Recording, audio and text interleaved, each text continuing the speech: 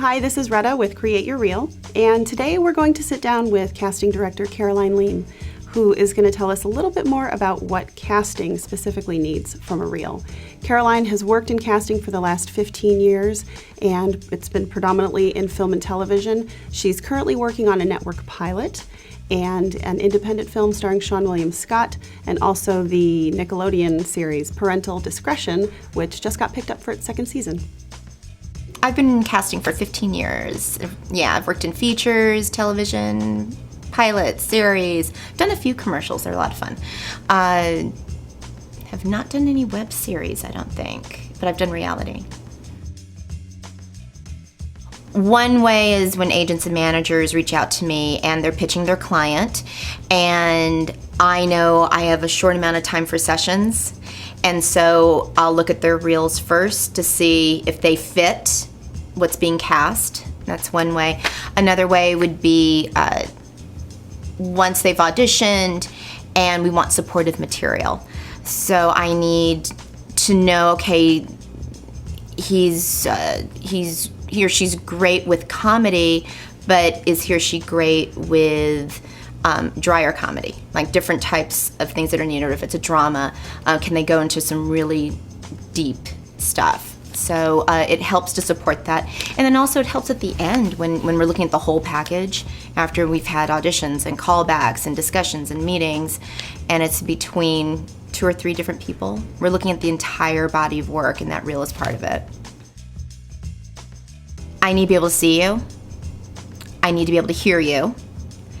And it would be really great if the attention on the reel was on you in the scene and not your scene partner. Short. When I look at a reel, I'll know within the first few seconds if this person's right, or right for this role, or maybe right for something else, or not now. I think what we're asking, what casting is asking for, and what an agent and manager are asking for are 2 different things. And so I would say the short answer is yes. What casting needs is specific to whatever they're casting at that moment, whether it is a half-hour comedy, whether it is an indie, whether it is a big blockbuster. That's going to be different than what your agent and manager are selling you for, because I believe that what they're doing is selling you as a package, and what I want are bits of the package. I think the benefit is for casting, because then we can choose what we need and we can create our own reel in order, to support you for whatever the project is. I know that the slates are popular, especially when you're at the beginning or just don't have your footage yet.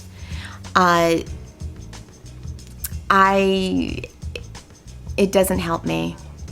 It just doesn't. And I know that there's a big,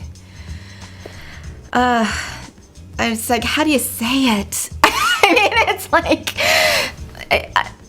there's such a movement to have it, I guess, that, at least something is better than nothing. But I think in this case, it's almost better for you to write something. If you're not a writer, get somebody to write it and create it and put it up there, because 10 seconds, 30 seconds of that would be more interesting than me hearing about your hobbies. I do know the reels that really stand out to me are the ones where the actor pops almost off of my computer screen and just grabs my attention immediately, irregardless of whether it's comedy or drama or whatever genre it is, and no montages. I don't need the music in the background, but just solid, strong work, and it always wins the day. They may not be right for that particular project, but for me, that's the kind of reel that stands out to me. Imagine that there's so many people that are up for this role, that the role that you have been submitted to, called in for, prepared for, showed up, got a call back. There were so many people who were also considered. And not just in LA, and not just in New York or Chicago or Florida or Texas or anywhere else in the United States, but I'm talking about around the world. Canada, London, Germany. Imagine that. So if we're looking at a reel as supportive material for your actual audition, your self-tape, or when you came in, imagine the value that you might want to have in order to compete.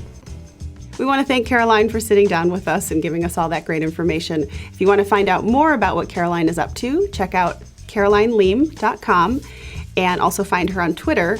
She currently teaches her master acting and audition class in the Los Angeles area called Boom the Room, and also has Boom Junior for youths and teens. So check it out.